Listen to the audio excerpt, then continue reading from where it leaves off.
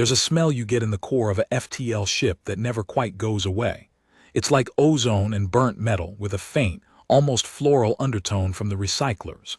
You get used to it after a few years, but it's always there, a constant hum in the background like the low thrum of the engines themselves. I'd been on the Valiant's Revenge for 6 years. She was a heavy cruiser, the kind of ship the Galactic Compact used for patrols, not for war. A glorified police car, really, but with enough firepower to make a pirate think twice. I was a C5 guard, the lowest of the low on the security totem pole. My job was watching corridors, checking ID chips, and standing at attention while officers and diplomats walked by. It was tedious, mind-numbing work, but it paid the bills and kept me out of the worst of the fighting. Then everything changed. It was a standard rotation mid-cycle. The ship was on a diplomatic mission, ferrying a delegation from the Valorian Empire to some peace summit on a neutral planet. The Valorians were a proud, reptilian species, all scales and sharp angles. They were also the Compact's biggest rival, so this whole peace thing was a big deal.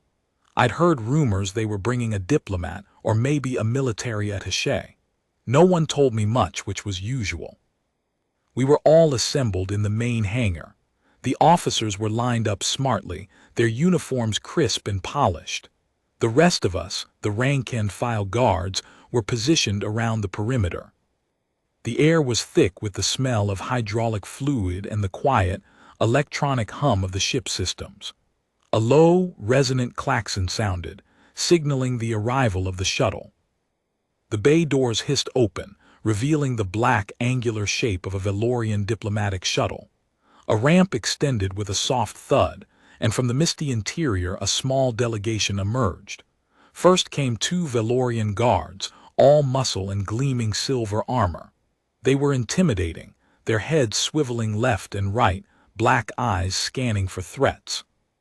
Then came the others, 3 older-looking Valorians, their scales a dull, dusty gray. They wore flowing crimson robes, signifying their status.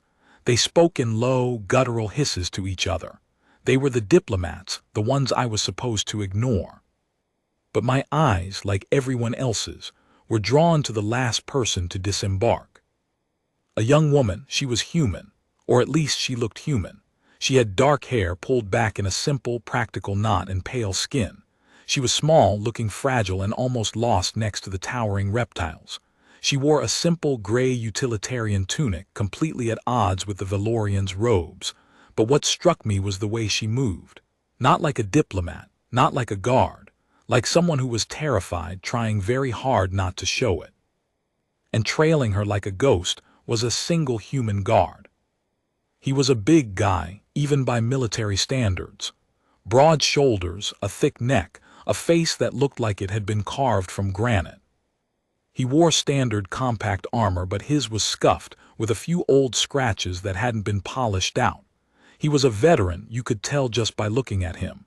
He wasn't walking in formation. He was walking with her, close enough to be a shadow. His head was always moving, eyes scanning the hangar, the ceiling, the faces in the crowd. I heard a snicker from one of the officers nearby. Look at that, a human princess, and her pet human guard, what a circus. I didn't say anything, I just watched. As the delegation started to move, the big human guard looked directly at me. For a second, our eyes met. His gaze was like a physical weight. It wasn't aggressive, it was just intense. It said, "I see you. I know you're there. Don't do anything stupid." Then he was gone, following the girl as she was led away towards the diplomatic quarters.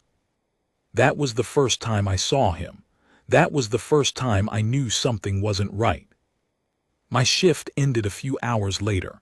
I was making my way to the mess hall when I saw them again. The Valorian guards were stationed outside a large, secured door.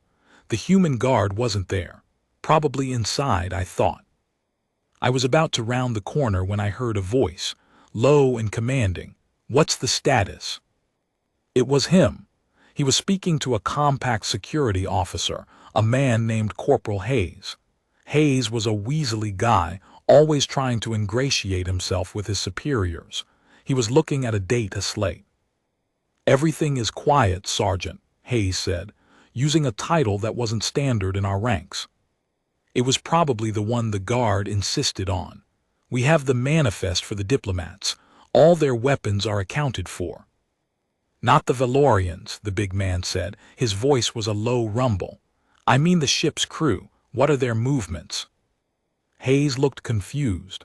"Sir, I don't understand. The crew is authorized to be here. It's a standard rotation." "No one gets near her," the guard said. "It wasn't a request. It was a statement of fact. Not just the delegation. Anyone, you, me, the cleaning staff. If they don't have a direct clearance code, they don't set foot on this deck. Is that clear?" Hayes stammered. "But Sergeant, the commander himself." "I don't care about the commander," the guard interrupted. His voice was still quiet, but it had an edge to it now. "If he wants an audience, he can send a formal request through the proper channels. If he wants to come down here and bark orders, he'll be speaking to me. And I won't be very polite." Hayes's face went pale. "Yes, yes, Sergeant." The guard turned and I froze. He saw me standing there, half hidden by a bulkhead. For a moment I thought he was going to call me out. He just stared, his eyes unreadable. Then, without a word, he turned and walked back through the heavy door, which slid shut behind him with a hiss. That little exchange changed everything. Before that, I was just a bored C5 guard. After that, I was obsessed. Who was she? Why did she need such heavy protection? And why did he seem so alone? The other guards had their buddies, their squads. He had no one. He just had her. Over the next few days, I made a point of being on that deck whenever I could. I started to notice things. The girl, whose name I eventually learned was Princess Alara, never left her room. No diplomats came to see her. In fact, the other Valorians seemed to go out of their way to avoid her. They would see her coming down the corridor and cross to the other side. Theirs is hissing with what looked like disgust. But she wasn't just cowering in her room. I'd sometimes catch a glimpse of her through a window in the observation lounge. She'd just be standing there, staring out at the endless black of space, a look of profound sadness on her face. One time, I saw her tracing a pattern on the glass with her finger, a spiral. Maybe it was a shape from her homeworld. She looked like a ghost, a prisoner in plain sight. And her guard, he was a constant presence. He never left her side. He walked 2 steps behind her, his hand never far from his sidearm. He oversaw every meal that was brought to her, scanning it with a portable device before he let her touch it. He would even step into the room first, checking every corner, every shadow. I saw him on the firing range once at 300 hours. It was a ghost shift, just the 2 of us. He was unloading a target with a level of precision that was almost scary. Magazines were empty in a blur of controlled movement. The target's center was a shredded, blackened hole. He didn't even flinch at the noise. He was a machine. But as he was leaving, he paused and gave me a short, sharp nod. Not friendly, acknowledging. A fellow soldier doing his job. It was the only human contact I saw him have. Then on the 4th day, the commander finally decided to push the issue. We had a new visitor, a minor Valorian official, a bureaucrat named Vax. He was slimy, even by Valorian standards, with a permanent sneer on his scaly face. He arrived with a formal request to see the princess. It was all very proper, with the proper seals and signatures. The sergeant met him at the door. "State your business," he said. "I am here to see the princess," Vax said, his voice a low hiss. "I have clearance from her own delegation." "You don't have clearance from me," the sergeant replied calmly. Vax's eyes narrowed. "You are a human. You do not have authority over me. I am a subject of the Valorian Empire, and she is of my bloodline." "She is under my protection," the sergeant said, his voice still quiet, still calm. "And she is not seeing anyone." Vax's hand moved to an ornate dagger on his belt.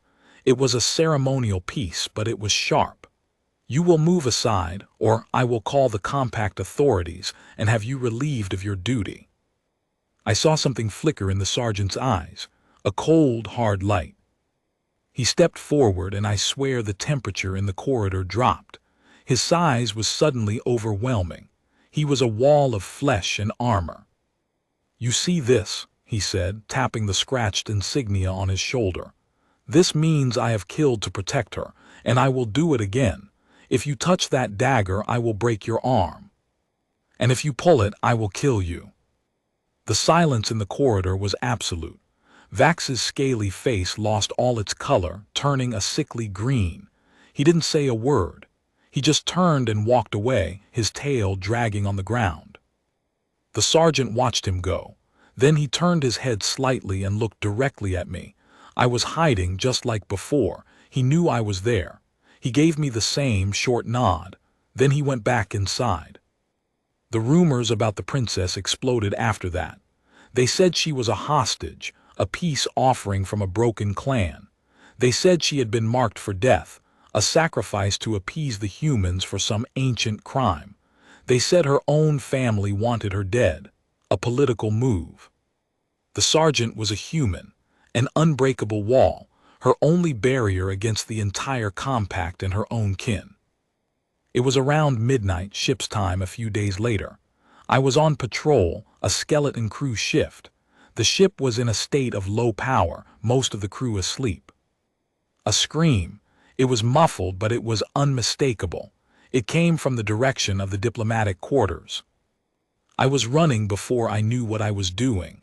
My heart was pounding. I didn't have the clearance to be there. I was breaking protocol, but I didn't care. That scream was terror, pure and primal. I rounded the corner, and what I saw will be burned into my memory for the rest of my life. The main corridor, outside her door, was a scene of chaos.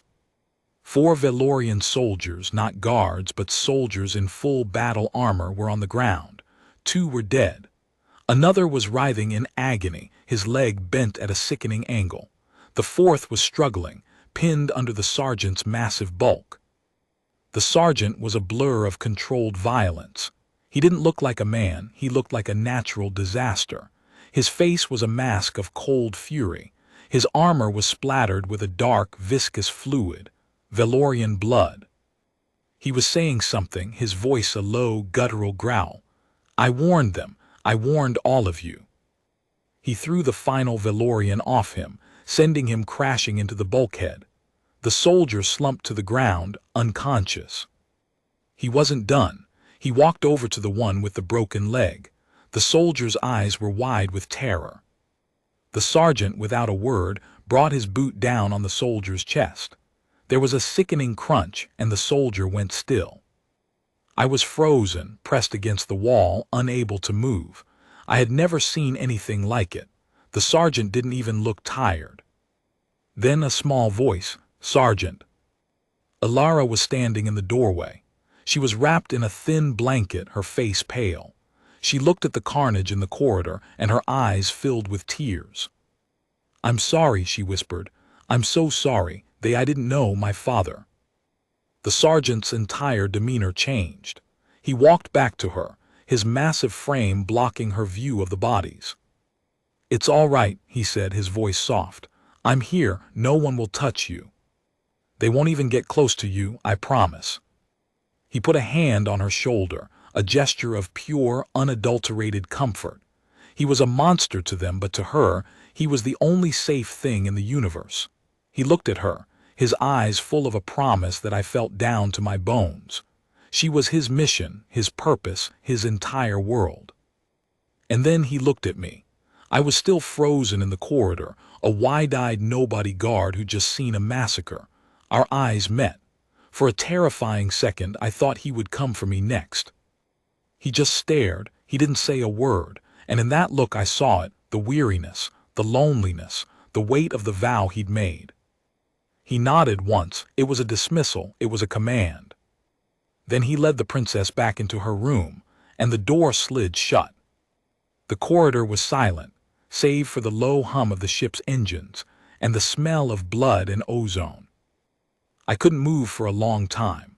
I just stood there, staring at the shut door.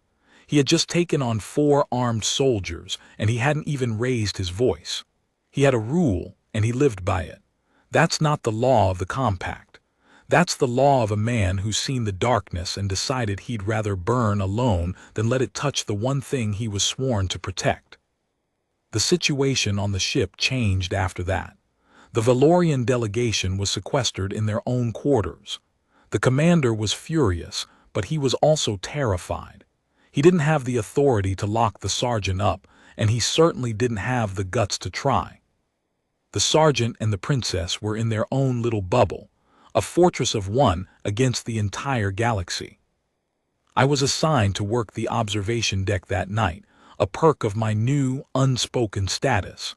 The princess was there. She was standing by the window again, her profile a silhouette against the stars. I didn't dare approach her. I just stood by the door, pretending to check my data slate. The sergeant was there, of course. He was leaning against the wall, his back to the door, watching her. He was as still as a statue, but this time he wasn't looking at the room. He was just watching her. "It's so dark," she said, her voice barely a whisper. "It's like a velvet curtain." "It is," he replied. His voice was rough. "You get used to it." "No," she said, shaking her head. "I don't think I ever will. It's so empty." He didn't say anything. He just watched her. "What's it like?" she asked. "Earth, you never talk about it." He was quiet for a long time. I didn't think he was going to answer. But then he said, "It's blue, a lot of water, and the sky, it's a different kind of dark. It's a home." She turned to him, a small, sad smile on her face. "A home? I've never had one. I've always been a tool, a pawn, a part of someone else's game." He didn't try to comfort her. He just said, "You're not a pawn, not here." She asked him, "Why do you do it? Why do you stay? The compact would let you go. You could go home." He didn't look at her. He just stared out at the stars. "I made a promise," he said. "A long time ago." "To who?" "To someone who made a promise to me," he said. "It's what we do." She seemed to understand, even though I didn't. She nodded and looked back out at the stars. He looked at her for a moment, his face unreadable. Then his gaze shifted and landed on me. I felt a chill run down my spine. He stared at me for a long, hard second. Then he gave me that same short, sharp nod, a soldier's greeting. He was just a man carrying a weight that would break anyone else. And he was here on this ship, in the middle of nowhere, with a girl who was marked for death. And he had one rule. Nobody gets near her. Part 2. The Law of the Unbroken. The days after the attack took on a strange, surreal quality. The Valiant's revenge was a ship holding its breath. The official reports were a masterpiece of bureaucratic obfuscation, calling the incident a regrettable misunderstanding and a security breach. The dead soldiers were declared unidentified assailants. There was no mention of the sergeant or his actions. The commander wanted the whole thing to vanish. But the crew knew. The story spread through the ship like a fever, morphing and growing with each telling. In the mess halls, in the barracks, in the quiet murmurs of the corridors, he became a legend. They called him the Aegis, after an ancient word for shield. They said he couldn't be killed, that he moved like smoke, that his gun never missed. And I knew him. I was the one who had been in that corridor. I had seen the methodical, terrifying efficiency in his eyes. He was a real person, not a myth. A man carrying a gun the size of a forearm, looking like he hadn't slept properly in a decade, haunted by something he couldn't share. I was promoted. It was a quiet thing, no ceremony. My security clearance was upgraded from C5 to C3. I was given the official title of Liaison Officer for Diplomatic Security. It was a fancy way of saying I was the sergeant's errand boy. I was the one who processed the requests that were inevitably denied, the one who verified the food supplies, the one who stood guard at the far end of the corridor so he could have a few moments of peace. It was the most terrifying and exhilarating job I'd ever had. He didn't trust me at first. I could see it in the way he watched me. It was a constant, passive evaluation. Every move I made, every word I said was being catalogued. He would give me orders in a low, clipped voice, always prefacing them with a sergeant, so I knew he outranked me. "You," he'd say, his eyes pinned on me, "get the environmental report on her quarters. I want the humidity down 2%. The systems are set for the damn reptiles." "Yes, Sergeant," I'd say, and I'd scurry off to do his bidding. It was the little things that struck me. He knew her preferences. He knew she liked her food at a specific temperature. He knew she got headaches from the ship's artificial gravity if it was set too high. He knew she hummed a tune to herself when she was nervous, a sad, lilting melody that I'd sometimes catch floating out from her room when the door was open a crack. The official lie was that she was a diplomatic guest, but everyone knew she was a prisoner, being transported to a destination nobody would confirm. She was the last of her line, a Valorian princess of a clan that had been eliminated in a brutal political purge. The only reason she was still alive was because her father, the emperor, had decided she was worth more as a bargaining chip than as a corpse. He offered her up to the Compact in exchange for a peace treaty and a large share of the mining rights on a series of contested worlds. But the purge hadn't been thorough enough. There were factions within her own people who wanted her dead. A dead princess was a martyr, a symbol. A living one was a complication. And the Compact, ever the pragmatic bureaucratic machine, didn't want any more complications. So they'd assigned a human guard, someone who had no loyalty to the Valorian Empire, to be her wall. He was her one true shield. It was 3 days after the attack. The ship was on a quiet, slow burn through an uninhabited system. We were using the gravity well of a gas giant to slingshot us towards our final destination. It was a calculated risk, but it saved fuel. I was on my way to deliver the princess's evening meal to the sergeant's station. It was a simple tray of nutrient paste and a glass of water.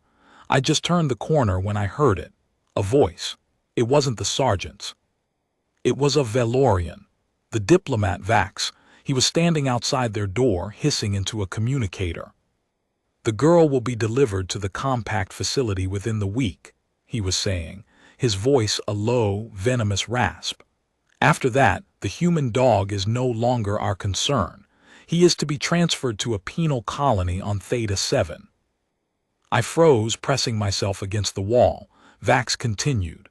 "My emperor has been very clear. The girl is a liability, a living reminder of a weakness he wants to forget. If he chooses, the Compact's care for her is to be discontinued. The blame will fall on the human, a rogue security officer acting on his own accord. They will thank us for it." My blood ran cold. They were going to kill her, and they were going to frame him for it. I didn't have time to think. I didn't have time to plan. My feet were moving before my brain had caught up. I ran not towards the door but back the way I came. I needed to warn him. I burst into the small anteroom outside the princess's quarters. The sergeant was there, standing at attention, his eyes fixed on the door. He saw my face and his posture instantly changed. He moved faster than I could have imagined, his hand moving to his sidearm. "Report," he said, his voice like steel. I was panting, my heart hammering against my ribs. "Sergeant," I gasped. "I heard Vax. They're going to kill her, the Emperor's orders, and they're going to blame you." He didn't flinch. He didn't react at all. He just stared at me for a long, long moment. I could see the gears turning behind his eyes. He was processing. He was calculating. Then he said, "Show me." I led him to the corridor, but Vax was gone.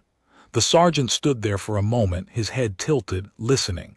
The ship was quiet. He turned to me, his face a mask of cold fury. "You're sure?" he asked. "Positive, Sergeant," I said. "I heard him myself." He nodded, a short, sharp movement. He looked back at the door to the princess's room. He seemed to be weighing a decision.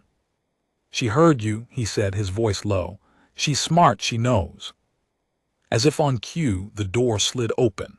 Alara was standing there, her eyes wide, her skin pale. She had clearly been listening. "Sergeant," she said, her voice trembling. He turned to her. It's okay, he said, I'm here. She took a step towards him. They won't stop, will they? They'll keep coming. I know, he said. She looked at him and there was a pleading in her eyes. We have to run, Sergeant. We have to leave this ship. It was a desperate plea, a stupid, impossible idea. We were on a compact warship in the middle of deep space. There was nowhere to run. But he just looked at her and said, I know. He turned back to me. You see this, he said, pointing to the scratched insignia on his shoulder. This means something to me, to her. He looked at her, his face softening for just a fraction of a second. She is my charge, my responsibility, and I will not let them touch her. The ship's alarms blared, a high piercing shriek that cut through the quiet. Red alert, intruders in Section 7 Gamma. All available security personnel respond. I knew where Section 7 Gamma was. It was the armory. Someone was trying to get their hands on heavy weapons. The sergeant didn't hesitate. He grabbed Alara and pushed her back into her room. Stay inside, he commanded. Don't open this door for anyone, not even the commander. But she started. Do it, he said. There was no room for argument. He slammed the door shut and turned to me. You, he said, with me. We ran. The ship was a blur of flashing red lights and panicked crew. We made our way to the armory, the sergeant moving with a terrifying purpose. We arrived to find the door blown open. Inside, 3 of the ship's own crew, men from the engineering department, were loading their arms with pulse rifles. I recognized one of them. He was a man I'd shared a table with in the mess hall the previous week. His name was Jenkins. Drop the weapons, the sergeant yelled. Jenkins spun around, his eyes wide with fear. I can't, Sergeant, he said, his voice cracking. They told me it was the only way. They said she was a threat to the compact, a traitor. Who told you? The sergeant demanded. I can't say, Jenkins stammered. They'll kill me. They'll kill you anyway, the sergeant said, his voice flat and emotionless. This is your only warning. Jenkins looked at the other 2 men. They raised their weapons. It was over in seconds. The sergeant moved like lightning. He didn't fire his weapon. It was too loud, too messy. He simply disarmed them. One of them ended up with a broken wrist, the other with a shattered kneecap. He didn't even break a sweat. Jenkins was on the ground, cowering. The sergeant stood over him. Who sent you? He asked again. Vax, Jenkins whimpered. He offered us money, he said. He said the Emperor would reward us. The sergeant stared down at him. I thought he was going to kill him, but he just shook his head. Lock this man in the brig, he ordered me, and then get to the bridge. I need to know what's happening. I did as I was told. I dragged Jenkins to the brig, then raced to the bridge. It was chaos. The commander was shouting orders, his face pale. The navigator was frantically tapping at his console. What's going on? I asked. The ship's been compromised, the commander said, his voice barely a whisper. They've taken control of the navigation systems. We're off course. We're heading directly into an asteroid field. The bridge went silent. It was a suicide maneuver, a kamikaze run. Someone had set a course for destruction, and they were going to take the whole ship with them. I looked at the commander. He was frozen, his mouth hanging open. He had no idea what to do. Then the sergeant was there. He walked onto the bridge, his presence seeming to suck all the air out of the room. He walked straight up to the commander. Out of my chair, he said. The commander sputtered. I am your commanding officer. I said out of my chair, the sergeant repeated. His voice was quiet, but it carried the weight of a war drum. The commander got up. The sergeant sat down. His hands flew across the console, his eyes scanning the readouts. He worked fast with the practiced ease of a man who had seen everything. He started countering the commands. Locking out helm controls, he muttered to himself. Rerouting primary power to maneuvering thrusters. Pattern Delta 7. Damn, they're good. The ship groaned as he fought for control. The view screen showed the asteroid field approaching, a sea of jagged, tumbling rock. I need 20% more power to the port thrusters, he barked. Now. The navigator stared at him. We don't have the power reserves. The engines can't take it. They will, the sergeant said. They're going to take it or we're going to die in the next 30 seconds. Your choice. The navigator did as he was told. The ship groaned and shuddered. The power core started screaming. The sergeant's face was a mask of intense concentration. He didn't look like a man in a crisis. He looked like a man solving a puzzle. We're going to make it, he said. Barely, but we're going to make it. He was right. The Valiant's Revenge lurched and groaned, but she was under his control again. He piloted her through the asteroid field, threading the needle with impossible skill. We came out the other side, battered and bruised, but alive. The bridge was silent. The crew stared at him, their faces a mixture of awe and fear. He leaned back in the chair and rubbed his eyes. He looked exhausted. But he wasn't done yet. He stood up and looked at the commander. Now, he said, you're going to tell the ship's council what happened here, the attempt on the princess's life, the conspiracy, and you're going to do it in the next hour. He turned to leave. He looked at me on his way out. The girl, he said, she's in her room, I'm going to check on her. And then he was gone. I followed him, of course. I had to see. I had to know she was okay. I got to the corridor just in time to see him walk through the door. He didn't close it all the way. I could see them. She was sitting on the edge of her bed. He knelt in front of her. I'm sorry, he said. I couldn't stop them sooner. She shook her head. You did. You saved my life. You always do. He looked at her, and for the first time I saw the weariness in his eyes. It wasn't just physical exhaustion. It was a deep, profound weariness that came from carrying a weight that was never meant to be carried alone. Who will stop them? She asked. They'll just find another way. They'll never stop coming. He didn't answer. He just looked at her, and in that look I saw a promise, a vow. I will, he said. I'll stop them.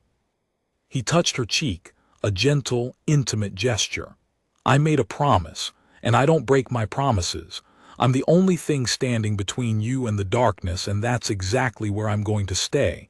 They will not touch you, princess, not while I draw breath. He stood up. He saw me watching through the crack in the door. He didn't scowl. He didn't threaten me. He just looked at me, and I saw a glimmer of something in his eyes. Gratitude, maybe, or just the understanding that I was on his side. He gave me that same short nod. I walked away. I didn't need to see any more. I knew what I had to do. The ship council was meeting in the conference room. The commander, Vax, the other Valorian diplomats, and a few of the senior officers. They were all shouting at each other. We cannot allow this madness to continue, Vax was hissing. The safety of the compact is paramount. The girl is a liability. She is a civilian, the commander shot back, a diplomatic guest. She is a symbol of a defeated house, Vax spat. Her life is meaningless. The door hissed open. The sergeant walked in. The room went silent. He looked at Vax, his eyes like chips of ice. Her life means something to me, he said, and I will protect her from your emperor, from your assassins, from the entire galaxy if I have to. His voice was low, but it carried the weight of an oath. And I won't just protect her, he said. I'll destroy anyone who threatens her, one by one if I have to, starting with you. Vax was silent. Now, the sergeant continued, this is how it's going to be. The princess is under my protection. No one is to get near her. No one is to approach her quarters. Her food is to be checked. Her environmental controls are to be monitored. If anyone, and I mean anyone, tries to get close to her, you will answer to me. He looked around the room. Do you understand? There was a chorus of quiet murmurs. Yes, Sergeant. He nodded. Good, he said. Now get out, all of you." The room emptied. The sergeant stood alone. He looked at me. I was standing in the doorway. "Thank you," I said. "For what?" he asked. "For being a good man." He stared at me for a long moment. Then he said, "I'm not a good man. I'm just a man who keeps his promises." He walked past me and I watched him go. He walked down the corridor towards the princess's quarters. His back was straight, his stride was confident. He was a man who knew his purpose, a man who had one rule. Nobody gets near her. Part 3, The Promise. The Valiant's revenge limped its way to the rendezvous point. It wasn't a planet or a space station. It was a designated point in empty space, a place where a compact shuttle would meet us to take the princess to her final destination. No one on the ship knew exactly where that was.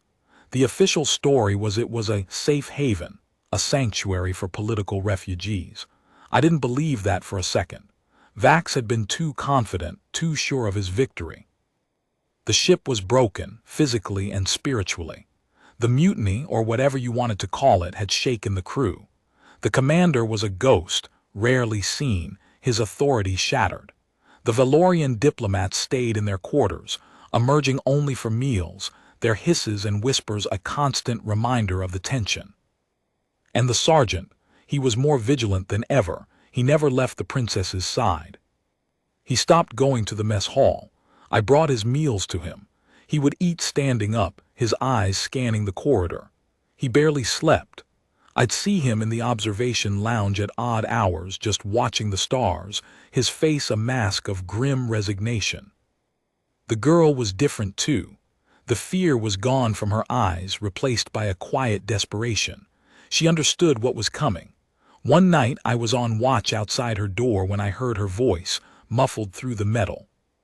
"Have you ever been in love, Sergeant?" I leaned closer to the door.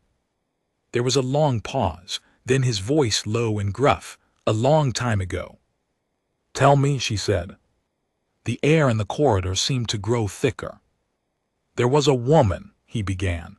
His voice was distant, as if he were telling a story that wasn't his. "Back on Earth, a doctor, she was good. She saved lives, not took them. She told me to stop being a soldier. She said I was meant for something more." "What happened to her?" the princess asked. "She got in the way," he said. "The war came, the compact, the chaos. I wasn't there when she needed me. She died, alone, because I wasn't there to keep my promise." The silence that followed was suffocating. And then the most unexpected thing happened. She laughed. It was a small, sad, bitter laugh. "So that's it," she said. "That's why you're here. You made a promise to her, and now you're trying to keep it." He didn't answer. "Thank you," she said, her voice barely a whisper, "for keeping your promise, even if it's not to me." I don't think he had a response to that. The final day came. A compact shuttle, sleek and silver, detached from a larger cruiser and docked with the Valiant's Revenge. It was the handover. The sergeant had been ordered to transfer her to the new custody. He had no choice. The orders came from a high-ranking admiral with the full weight of the compact fleet behind him. The hangar was a cold, sterile place. The princess, dressed in a simple gray cloak, stood with the sergeant. He stood at attention, his back straight, his face a perfect mask of indifference. His hand rested on his sidearm. I was positioned on the far side of the bay, just another guard in a sea of faces. A tall, imposing man in a pristine compact uniform stepped forward. He was an admiral, his uniform adorned with more medals than I'd ever seen. He had a cruel, calculating look in his eyes. He was flanked by 4 of his own guards, men who looked like they'd been carved from stone. "Sergeant," the admiral said, his voice a sharp, commanding bark. "The transfer of the asset is complete. You are relieved of duty. Report to the shuttle for immediate transport to your new assignment." The sergeant didn't move. He didn't even blink. "Admiral," he said, his voice calm and steady, "I have questions about the nature of this asset you're referring to. The girl is not a piece of equipment. She is a person under my protection." The Admiral's face hardened. Your protection is no longer required, Sergeant. The compact thanks you for your service. You will obey my order. The air in the hangar crackled with tension. Every guard, every crew member seemed to hold their breath. The sergeant's hand tightened on his sidearm. He took a step forward, placing himself between the Admiral and the Princess. His eyes were cold. "Admiral," he said, his voice dropping to a near whisper, "I have been a soldier for a long time. I have broken men and taken lives. I have seen enough death to fill a dozen graveyards. And I have learned one thing. The only law that matters is the one you make yourself. And mine is simple. Nobody gets near her." The Admiral's face contorted in rage. "That is not the law of the compact. You are an insubordinate dog. You will be court-martialed." "I know what I am," the sergeant said, his voice rising. "And I know what I'm doing. This girl is not an asset. She is not a tool. She is a living, breathing person, and she is under my protection. You will not take her." He paused, his eyes sweeping across the hangar as if challenging anyone to contradict him. "And I won't just protect her. I'll put you and anyone like you in the ground. I will become your single point of failure. Your entire operation will end with me. It has to." The Admiral was speechless. His face was red. His hand was twitching towards his own weapon. The sergeant saw it. He moved faster than I had ever seen him move. He drew his sidearm in one fluid motion, the barrel aimed squarely at the Admiral's heart. "Don't," he said, his voice a deadly whisper. "I've killed before for her. I'll do it again. Don't make me prove it." The hangar was completely silent. You could have heard a pin drop. The Admiral was paralyzed. The other guards were frozen, their hands hovering over their own weapons. Then the Princess stepped forward. She placed a hand on the sergeant's arm. "Sergeant," she said, her voice soft and clear, "it's okay." He turned to look at her. The hard, cold mask on his face cracked. He looked at her, and for a second I saw something else in his eyes. Fear. Not of the Admiral, not of the compact, fear for her. "Don't," he said, his voice barely a whisper. "You don't have to." She looked at him with a sad, gentle smile. "I know, but I want to. I've been a pawn my entire life. I want to make a choice, my own choice." She turned to face the Admiral. "Admiral," she said, "I know what awaits me. I know what my father wants, but I am not his tool. I am not a symbol. I am Alara, and I am done being used." She looked at the sergeant, and her eyes were full of a strength I hadn't seen before. "He showed me what it means to be free, even if it was just for a moment. He kept his promise to me, and now I keep my promise to him." She turned her gaze back to the Admiral, a strange, defiant calm in her eyes. "What will you do, Admiral? Will you let me go, or will you make him prove what he said? Because I'll warn you now, he will." She was giving him an out, a way to save face. The Admiral stared at her, his face unreadable. Then he looked at the sergeant. The sergeant's eyes were boring into him, a cold, unblinking stare. The Admiral had a choice. He could start a bloodbath, or he could let them go. He let out a long, slow breath. "You're making a mistake, Princess," he said, his voice tight. "No, Admiral," she said. "For the first time in my life, I think I'm doing the right thing." The Admiral looked at the sergeant. "You will not be safe," he said. "You will be hunted. There is nowhere in the galaxy you can hide from the compact." "I know," the sergeant said, "but I'm done caring about the compact. Let them come. They'll find out the hard way that I never miss." He holstered his weapon and took the princess's hand. He led her past the Admiral, past the frozen guards, past all of us. They walked towards a small, unattended shuttle. He paused at the hatch, turning to look back at us.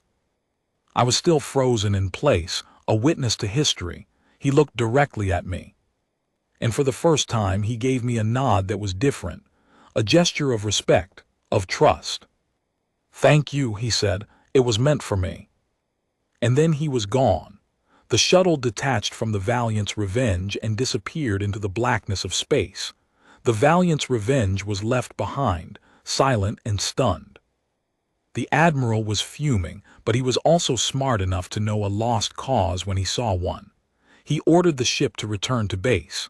The official report would say the princess and her guard were lost in a shuttle accident. It was a lie, but it was a convenient one. It saved everyone the embarrassment of a hunt. He disappeared, vanished, gone. They had become ghosts. I didn't hear from them for a long time. I went back to my life, to the monotony of being a guard on a heavy cruiser. But I was different. I had seen something that day. I had seen a man and a woman defy the entire galaxy for a promise. A few months later, I was on leave. I was in a bustling spaceport on a neutral planet, waiting for my transport. I was sitting in a small cafe, nursing a terrible cup of coffee. It was crowded, full of loud merchants and chatty tourists. I was about to leave when I heard a voice, a familiar voice. "Excuse me, is this seat taken?" I looked up. It was a woman. She was wearing a simple hooded cloak, but I could see the dark hair, the pale skin. She had a small, sad smile on her face. My heart stopped. "Princess," I whispered. She put a finger to her lips. "SHHH," she said. "It's just Alara now." She sat down opposite me. A moment later, a man joined her. It was him. The sergeant. He was wearing civilian clothes, but he still looked like a soldier. He was older, his face more lined, but his eyes were the same. Sharp, watchful, never still. "Hello," he said. "It's good to see you." I was stunned. How did you find me?" "We have our ways," Alara said. "We've been looking for you." Why?" She looked at the sergeant. He nodded. "We need help," she said. "We're trying to build something, a new life, a place where people like us can be safe. We've started a small colony. It's not much, but it's ours." The sergeant leaned forward. "We need people we can trust, people who know the difference between a promise and a lie. We need a hand." He looked at me, his eyes holding mine. "I've seen you. I know what you're made of. Are you interested?" The question hung in the air, a choice. I looked at them. Alara, once a frightened princess, now a woman with a mission. And him, the man with one rule. They were no longer hiding. They were fighting back. I thought about the promise he made. I thought about the sacrifice he was willing to make. And I thought about the look in his eyes when he looked at her. It was love. Real, unshakable love. It made the galaxy feel a little less empty. "There's always room for a man who keeps his promises," I said. He nodded. That was all. Alara smiled. It was a genuine smile, the first I had ever seen from her. The sergeant stood up. He put a hand on my shoulder. "Welcome to the family, son," he said. We left the cafe and walked out into the bustling spaceport. The chaos of the galaxy was all around us, but I didn't feel fear. I felt hope. I was part of something new, something built on trust, and we had one rule, the same rule he had. Nobody gets near her. Because she wasn't just a person, she was the promise he made, and he was the promise she kept.